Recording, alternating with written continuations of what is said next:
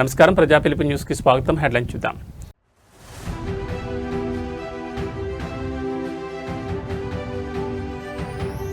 ప్రధాని మోడీ అధ్యక్షతన కేంద్ర కేబినెట్ కీలక భేటీ. యుద్ధ మేఘాల వేళ చమురు ధరలపై నజర్.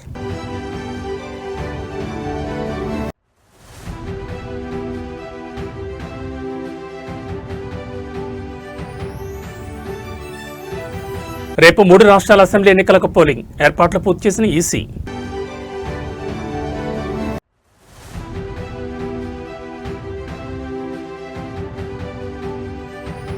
కాళేశ్వరం కమిషన్ నివేదికపై వేడని ఉత్కంఠ.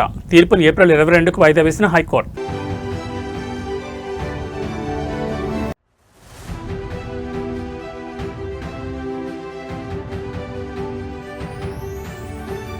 పశ్చిమాసియా సంక్షోభానికి తాత్కాలిక తెర. ఇరాన్పై దాడులకు విరామం ప్రకటించిన ట్రంప్.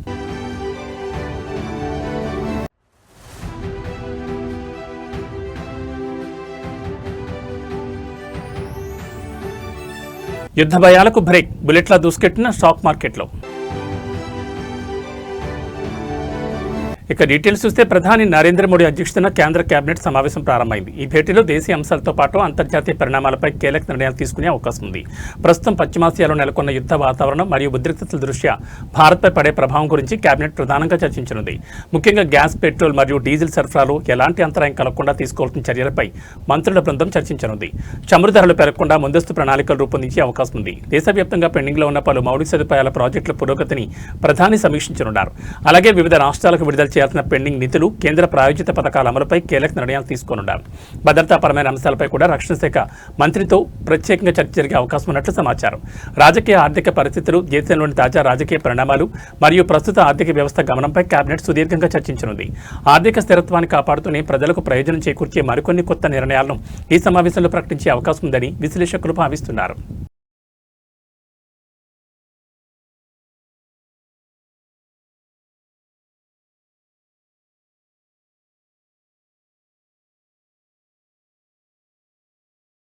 కేరళ, అస్సాంతో పాటు కేంద్రపాలిత ప్రాంతం పుదుచ్చేరిలో అసెంబ్లీ ఎన్నికల ప్రచారం ముగిసింది. మంగళవారం సాయంత్రం 5 గంటల తర్వాత ఎన్నికల ప్రచార రథాలు మూగపోయాయి. కాగా ఈ 3 రాష్ట్రాల్లో రేపు పోలింగ్ జరగనుంది. కేరళలో 140 అసెంబ్లీ స్థానాలకు గాను 30,471 పోలింగ్ కేంద్రాలు, అస్సాంలో 120 అసెంబ్లీ స్థానాలకు గాను 31,486, పుదుచ్చేరిలో 30 అసెంబ్లీ స్థానాలకు గాను 1,099 పోలింగ్ కేంద్రాల్లో ఎన్నికల కోసం అధికారులు పకడ్బందీగా ఏర్పాట్లు చేశారు. అయితే ప్రజా ప్రాతినిధ్య చట్టం 1951లోని సెక్షన్ 126 ప్రకారం ఎన్నికల ప్రచారం ముగిసిన తర్వాత బహిరంగ సభలు, ఊరేగింపులు, ర్యాలీలు, ప్రచారాలు చేయడం నిషేధమని ఎన్నికల సంఘం తెలిపింది. అలాగే ఎలక్ట్రానిక్, సోషల్ మీడియా వేదికల ద్వారా ఎన్నికలకు సంబంధించిన కంటెంట్ను ప్రచారం చేయకూడదని పేర్కొంది. అంతేకాకుండా బల్క్ ఎస్ఎంఎస్లు, ఫోన్ కాల్స్, ఆన్లైన్ ప్లాట్ఫామ్ల ద్వారా ఓట్ల కోసం అభ్యర్థించడం నేరమని తెలిపింది. స్వేచ్ఛాయుతమైన, నిష్పక్షపాతమైన ఎన్నికల వాతావరణాన్ని నిర్వహించేందుకు ఈ నిబంధనలను అమలు చేయనున్నట్లు స్పష్టం చేసింది. అలాగే గురువారం ఉదయం 7 గంటల నుంచి సాయంత్రం 6:30 గంటల వరకు ఎగ్జిట్ పోల్స్పై ఎన్నికల సంఘం నిషేధం విధించింది. తమిళనాడులో ఈ నెల 23న, పశ్చిమ బెంగాల్లో 23, 29 తేదీల్లో 2 విడతలుగా పోలింగ్ జరగనుంది. వీటితో పాటు కేరళ, అస్సాం, పుదుచ్చేరి రాష్ట్రాల ఎన్నికల ఫలితాలు మే 4న వెలువడనున్నాయి.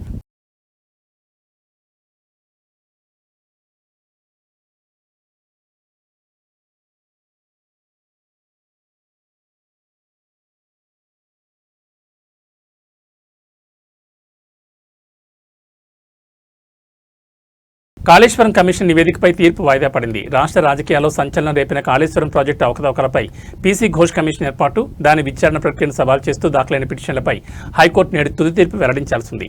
ఈ క్రమంలో నేడు తీర్పు వస్తుందని అందరూ ఉత్కంఠగా ఎదురుచూస్తున్న నేపథ్యంలో తీర్పును ఈ నెల 22వ తేదీకి వాయిదా వేసింది ధర్మాసనం.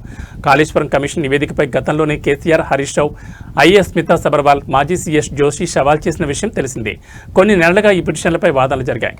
మార్చి 12న దీనిపై వాదనలు పూర్తవగా కోర్టు తీర్పును రిజర్వ్ చేసింది. కానీ అనూహ్యంగా జడ్జి తుది తీర్పును ఏప్రిల్ 22కు వాయిదా వేశారు. కమిషన్ నివేదికను కొట్టివేయాలని, అందులో ఉన్నవంతా అవాస్తవమన్నారు. రాజకీయ కక్షలో భాగంగానే ఈ కమిషన్ వేశారని ఆరోపించారు. కాగా ప్రజా ప్రయోజనాలను కాపాడేందుకే కాళేశ్వరంపై పీసీ ఘోష్ కమిషన్ వేశామని ప్రభుత్వం తెలిపింది. కాగా వాదనల సమయంలో కేసీఆర్ తరపు advocate commissioner of enquiry act నిబంధనలను ఉల్లంఘించారని కోర్టుకు తెలిపారు. నోటీసులు ఇవ్వలేదని, ఎక్కడ విట్నెస్తో క్రాస్ ఎగ్జామినేషన్ జరగలేదన్నారు. కాళేశ్వరం ప్రాజెక్టులో అక్రమాలు జరిగాయని, ఎలాంటి ఎంక్వైరీ లేకుండానే ప్రభుత్వం ఒక నిర్ణయానికి రావడంపై అభ్యంతరం వ్యక్తం చేశారు. హైదరాబాద్ నగరంలోని మీర్పేట్ పోలీస్ స్టేషన్ పరిధిలో గోవుల అక్రమ రవాణాను అడ్డుకునే ప్రయత్నం చేసిన ఒక వ్యక్తిపై దుండగులు దాడికి పాల్పడ్డారు. ఈ ఘటన స్థానికంగా కలకలం రేపింది. ప్రేమ్ కుమార్ అనే వ్యక్తి మీర్పేట్ పరిధిలో గోవులను అక్రమంగా తరలిస్తున్నట్లు గుర్తించి వాటిని అడ్డుకునేందుకు ప్రయత్నించారు. ఈ క్రమంలో రవాణా చేస్తున్న వ్యక్తులు ఆయనతో గొడవకు దిగి భౌతికంగా దాడి చేశారు. ఈ దాడిలో ప్రేమ్ కుమార్ గాయపడ్డారు. దాడి అనంతరం బాధితుడు ప్రేమ్ కుమార్ వెంటనే మీర్పేట్ పోలీస్ స్టేషన్ చేరుకుని పోలీసులకు ఫిర్యాదు చేశారు. తనపై దాడి చేసిన వారిని కఠినంగా శిక్షించాలని, అలాగే అక్రమంగా గోవులను తరలిస్తున్న ముఠాపై చర్యలు తీసుకోవాలని ఆయన కోరారు. బాధితుడి ఫిర్యాదును స్వీకరించిన పోలీసులు కేసు నమోదు చేసి దర్యాప్తును ప్రారంభించారు. ఘటనా స్థలంలోని సీసీటీవీ ఫుటేజ్లను పరిశీలిస్తున్నారు. నిందితులను త్వరలోనే పట్టుకుంటామని పోలీసులు తెలిపారు. అక్రమ రవాణాకు ఉపయోగిస్తున్న వాహనం ఎక్కడి నుంచి వచ్చింది, ఎక్కడికి వెళుతోంది అనే కోణంలో విచారణ జరుపుతున్నారు.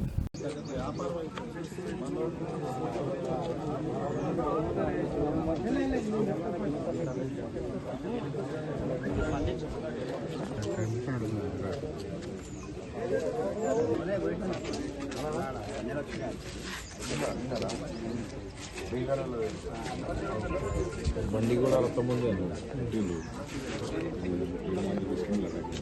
ఇప్పుడు ఏమన్నా పోలీసు వాళ్ళ మీద అటాక్ చేస్తున్నారు, పోలీసు వాళ్ళని ఆర్జ్ చేస్తున్నారు అని మీరు అంటారు. మీ లిమిట్ అయిపోయినాక మీ పిఎస్ అందుకని వచ్చి కూర్చున్నాం. మీ పిఎస్ ఏమంటే వేరే లిమిట్ రారా, వేరే పిఎస్ఎల్ రారా, ఈ పిఎస్ఎల్ చూస్తామంటే దాంతో మాట్లాడమంటున్నాం. మీ ఏసీపీ గారు అడగండి, మీ ఏసీపీ గారు లిమిటే కదా, మీ ఏసీపీ లిమిటే కదా. ఆయన ఎట్లా చెప్పిన లైన్లో పెట్టి ఇప్పుడు మీరు పడతారు ముందుకు చెప్పాలి. మీకు వ్యూ అందలేదు, మీరు చెప్తారు మీ వెహికల్ స్పీడ్ పోలేదు, దొంగల బండి స్పీడ్ పోతే మన బండి స్పీడ్ లేకపోతే మన తెలంగాణ ప్రభుత్వం ఏం చేస్తున్నాం మరి మనకు తెలియాలి. ఇంత మంచిగా చెప్తారు సార్, మీరే చెప్తారు మన లిమిట్ మా బండ్లు ఎక్కువ పోలేవని. మన స్పీడ్ ఉంది, మన స్పీడ్ ఎక్కువ ఉంది, ఎట్లా మరి దొంగలు దొరికించుకోవాలి? మన బండ్ల స్పీడ్ ఉన్నప్పుడు మన బండ్ల స్పీడ్ తక్కువ ఉన్నప్పుడు ఎట్లా దొరికించుకోవాలి? మనం ఎట్లా ఈ రాష్ట్రాన్ని కాపాడుతాం, ఈ రాష్ట్రాన్ని ఎట్లా కాపాడుకుంటాం, ఎట్లా రక్షించుకుంటాం? మీరు ఒకసారి ఆలోచించండి. సరే ఏమన్నా కానీ రాత్రి ప్లాన్ మీద కత్తలతో అటాక్ చేయడం కరెక్టా? మీ పరిధిలో వచ్చి అయ్యింది, మీ ఇప్పుడు అందరూ ఇప్పుడు పట్టుకోరండి. మీరు ఇప్పుడు ఏమంటారు, నాకు ఇప్పుడు ఆ షిఫ్ట్ కారు కావాలి, ఆ బొలోరో కారు కావాలి, అందులో 7 మందిని తీసుకురావాలి, అందులో ఆవు ఉంది, ఈ ఆవులు ఉంది, బొలోరోలో ముగ్గురు, మొత్తం 10 మంది. ఈ 10 మందిని ఆవులని ఆ బండు తీసుకురండి, మేము ఇంటికి వెళ్ళిపోతాం. మాకు నిజంగా కూడా మీతో వైర్యం లేదు, మీరంటే రెస్పెక్ట్ ఉంది పోలీస్ అంటే, అయినా మీరు మా మీద దాడి చేస్తున్నారు, దౌర్జన్యాలు చేస్తారు పోలీసులు. మార్నింగ్ 4:21కి మన ఊర్లో నుంచి గడ్డమల్లగూడ నుంచి గోవులను తరలిస్తున్నారని మాకు ఇన్ఫర్మేషన్ వచ్చింది.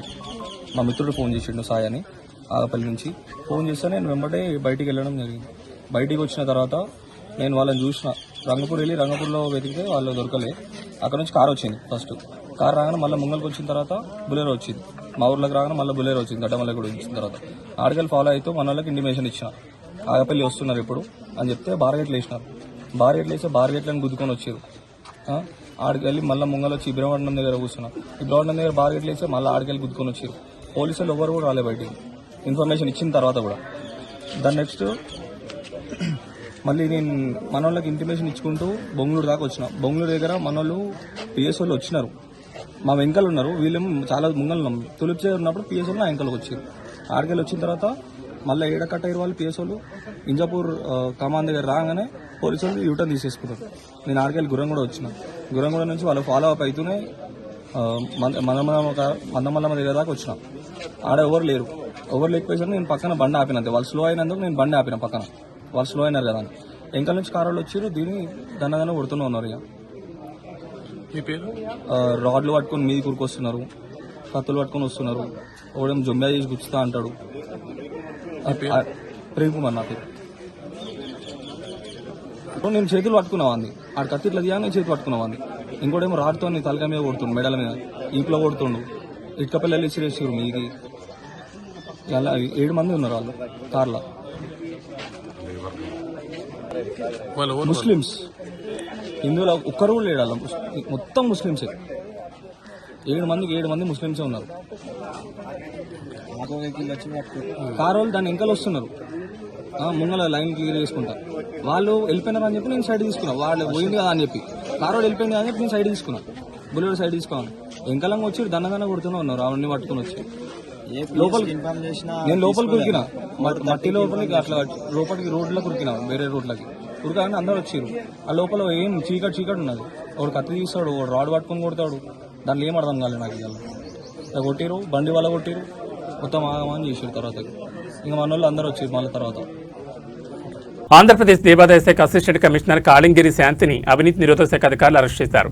ఆదాయానికి మించి ఆస్తులు కలిగి ఉన్నారన్న ఫిర్యాదుల నేపథ్యంలో మంగళవారం ఆమె నివాసంతో పాటు పలు ప్రాంతాల్లో ఏసీబీ బృందాలు ఏకకాలంలో సోదాలు నిర్వహించాయి.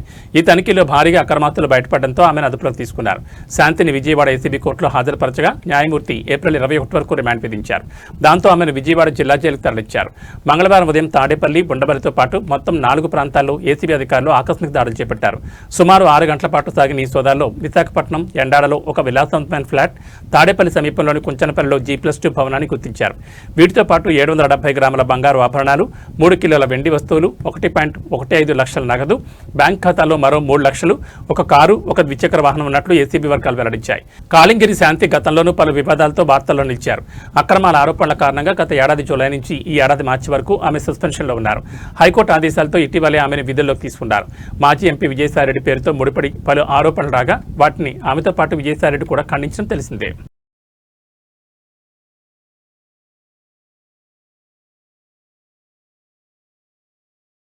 విజయవాడ టెర్రర్ లింక్లో హైదరాబాదీ సైదా బేగం విచారణలో సంచలన విషయాలు వెలుగులోకి వచ్చాయి. మహిళలను ఉగ్రవాదం వైపు ఆకర్షించేలా సైదా బేగం బాధ్యత తీసుకున్నట్లు గుర్తించారు. మహిళలను రిక్రూట్ చేసుకునేలా సైదా బేగంకు ఉగ్రవాదుల టార్గెట్ ఇచ్చినట్లు విచారణలో వెల్లడైంది. ఇప్పటివరకు 42 మంది అమ్మాయిలను సైదా రిక్రూట్ చేసినట్లు అధికారులు గుర్తించారు. అమ్మాయిలకు స్నిప్పర్ రైఫిల్, షూటింగ్ వంటి వాటిలో ట్రైన్ చేయాలని టెర్రరిస్టులు ఆదేశాలు ఇచ్చినట్టు తేలింది.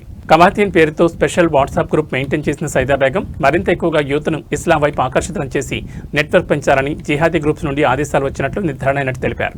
ఇందులో Osama bin Laden, Zakir Naik వీడియోలు షేర్ చేస్తూ అమ్మాయిలను ఉగ్రవాదం వైపు మళ్లించింది సైదా బేగం. ఇన్స్టాగ్రామ్లో 40 అకౌంట్లు తెరిచి జిహాదీ వీడియోలు పోస్ట్ చేస్తూ యూత్లో ఐడియాలజీ నింపింది. మదర్సాల్లో మతపరమైన శిక్షణ అయ్యాక వెపన్ ట్రైనింగ్కు సన్నాహాలు చేసినట్లు వెల్లడైంది.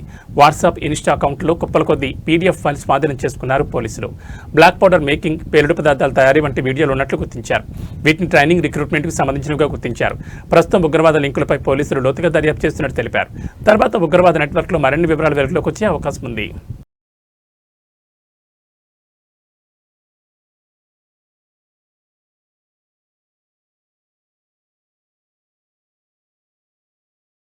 ఓ రైతు తన ఆర్థిక అవసరాల కోసం అప్పు తెచ్చుకున్న నగదును భద్రంగా స్కూటీ డిక్కీలో పెట్టుకున్నాడు. ఉల్లిపాయలు కొనడానికి షాప్ ముందు స్కూటీ నుంచి వెళ్లిన కాసేపటికి ఆ నగదు మాయమైంది.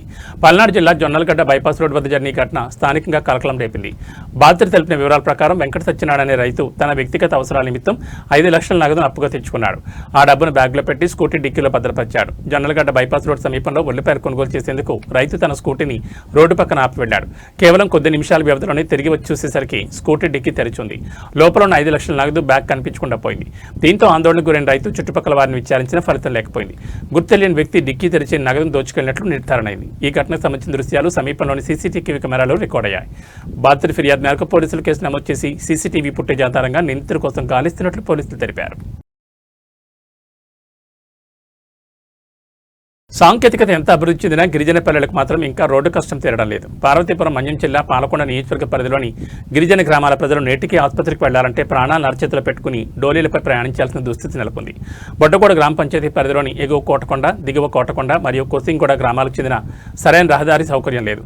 దీంతో ఎవరైనా అనారోగ్యానికి గురైతే లేదా గర్భిణీ స్త్రీలకు ప్రసవ వేదన మొదలైతే కిలోమీటర్ల మేర కొండ మార్గాల్లో డోలీల ద్వారా మోసుకుంటూ ప్రధాన రహదారికి తీసుకురావాల్సి వస్తోంది. సకాలంలో వైద్యం అందక గిరిజనులు పడుతున్న ఇబ్బందులు వర్ణనాతీతంగా ఉన్నాయి. ప్రభుత్వం ఒకవైపు పల్లె పండుగ, ముస్తాబు వంటి కార్యక్రమాలతో గ్రామాలు అభివృద్ధి చేస్తున్నామని హడావుడి చేస్తోందని, కానీ క్షేత్రస్థాయి గిరిజన గ్రామాలను మాత్రం గాలి కుదిలేస్తారని బాధితులు మండిపడుతున్నారు. పేరుకే పండుగలు చేస్తున్నారు కానీ మా గ్రామాలకు కనీసం నడవడానికి రోడ్డు వేయడం లేదు. రోడ్డు లేక డోలీలే మాకు దిక్కవుతున్నాయని స్థానిక గిరిజనులు ఆగ్రహం వ్యక్తం చేస్తున్నారు.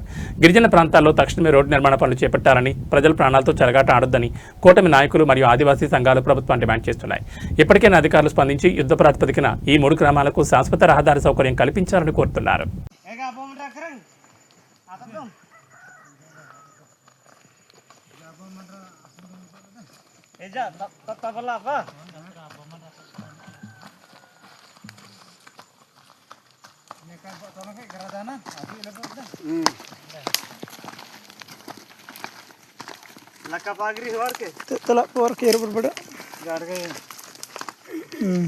అందరికీ నమస్కారం.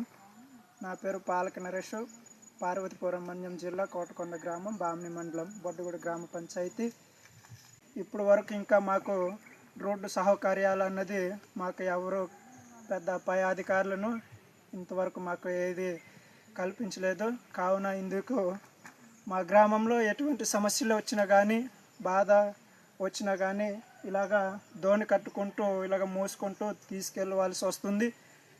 చూస్తే బామిని నుంచి కోటకొండ నుంచి బామిని చూస్తే సుమారుగా 10 కిలోమీటర్లు 6-7 కిలోమీటర్లు వస్తుంది. మా సమస్యని అర్థం చేసుకుంటారని పై అధికారులను తెలియచేస్తూ ఈ చిన్ని మాటలతో ముగిస్తున్నాము. హైదరాబాద్ వనస్థలిపురం పోలీస్ స్టేషన్ పరిధిలోని హస్తినాపురంలో అర్ధరాత్రి ఘోర రోడ్డు ప్రమాదం జరిగింది. మధ్యమత్తులో కారు నడుపుతూ డ్రైవర్ సృష్టించిన బీభత్సానికి 2 బీటెక్ విద్యార్థులు ప్రాణాలు కోల్పోగా మరో వ్యక్తి పరిస్థితి విషమంగా ఉంది. మధ్యమత్తులో ఉన్న కారు డ్రైవర్ అమిత వేగంతో అజాగ్రత్తగా కారు నడుపుతూ హస్తినాపురం వద్ద తొలుత రోడ్డుపై నడుచుకుంటూ వెళ్తున్న ఒక వ్యక్తిని ఢీకొట్టాడు. ఆ తర్వాత బైక్పై వెళ్తున్న 2 బీటెక్ విద్యార్థులను బలంగా ఢీకొట్టారు. ప్రమాద తీవ్రత ఎంతలా ఉందంటే బైక్ను సుమారు 100 మీటర్ల మేర ఈడ్చుకెళ్లిన కారు అనంతరం రోడ్డుపై పల్టీ కొట్టింది.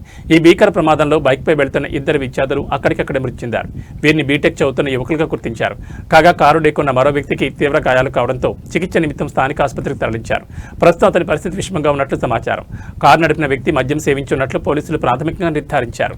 మద్యం మత్తులో నియంత్రణ కోల్పోయి అతివేగంగా డ్రైవ్ చేయడమే ఈ వివాదానికి కారణమని స్థానికులు ఆగ్రహం వ్యక్తం చేస్తున్నారు.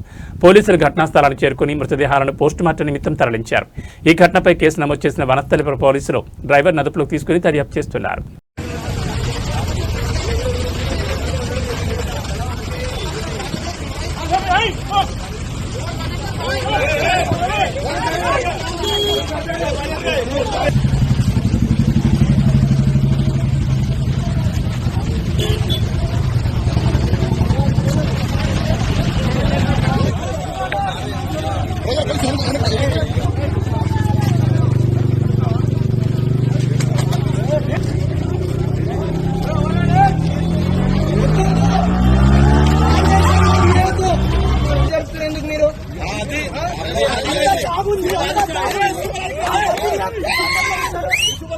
ప్రపంచాన్ని యుద్ధ భయంతో వణికించిన అమెరికా ఇరాన్ ఉద్రిక్తతలకు ఎట్టకేలకు తెరపడింది. పాకిస్తాన్ ప్రధాని షహబాజ్ షరీఫ్, ఆర్మీ చీఫ్ అజీం మునీర్ జరిపిన దౌత్యపరమైన చర్చలు ఊహించని ఫలితాన్నిచ్చాయి.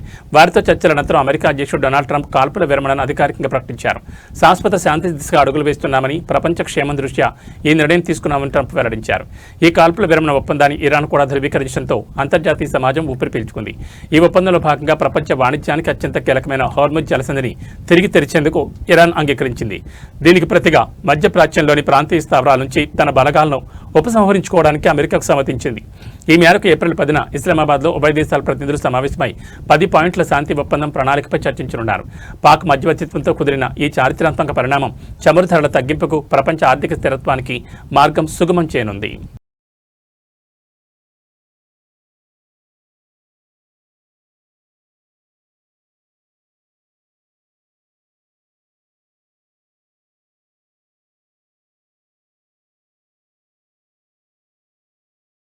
కొనుగోలుదారులకు బంగారం, వెండి ధరలు ఊహించని షాక్ ఇచ్చాయి. బుధవారం ఉదయం 10 గంటల తర్వాత హైదరాబాద్ బులియన్ మార్కెట్లో ఈ 2 లోహాల ధరలు భారీగా పెరిగాయి.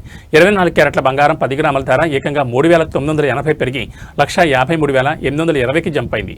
22 క్యారెట్ల బంగారం 10 గ్రాముల ధర 3,650 పెరిగి 1,41,000కి చేరింది. మరోవైపు వెండి ధర కూడా పెరిగింది. కిలో వెండిపై 10,000 పెరిగింది. ప్రస్తుతం కేజీ వెండి ధర 2,65,000కి చేరింది. ఇరాన్పై ట్రంప్ కాల్పుల విరమణ ఒప్పందం ప్రకటించడంతో క్రూడాయిల్ ధరలు భారీగా తగ్గగా స్టాక్ మార్కెట్లు భారీ లాభాలతో మొదలయ్యాయి. ఈ క్రమంలో బంగారం, వెండి ధరలు తగ్గుతాయని ఎదురుచూసిన వారికి నిరాశ ఎదురైంది. సీజ్ ఫైర్ ప్రకటనతో బంగారం, వెండిపై పెట్టుబడులు పెరగడం, కొనుగోళ్లకు డిమాండ్ ఉండడంతో వీటి ధరలు పెరిగినట్లు మార్కెట్ నిపుణులు చెబుతున్నారు.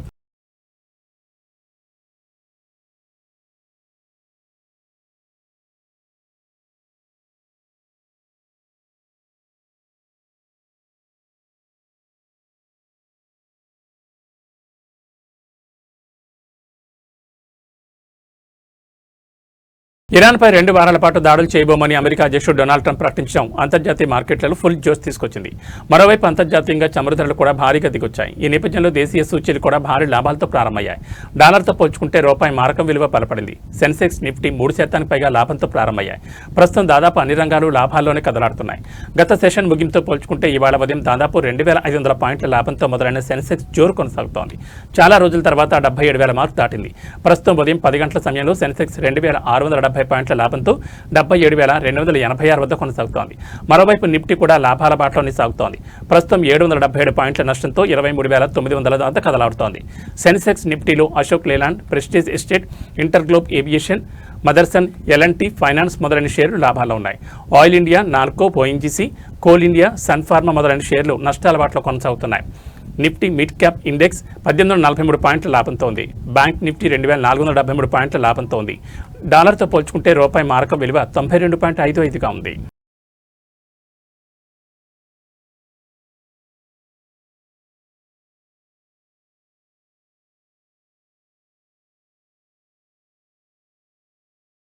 ఏబీ బులెటిన్ విశేషాలు. నమస్కారం.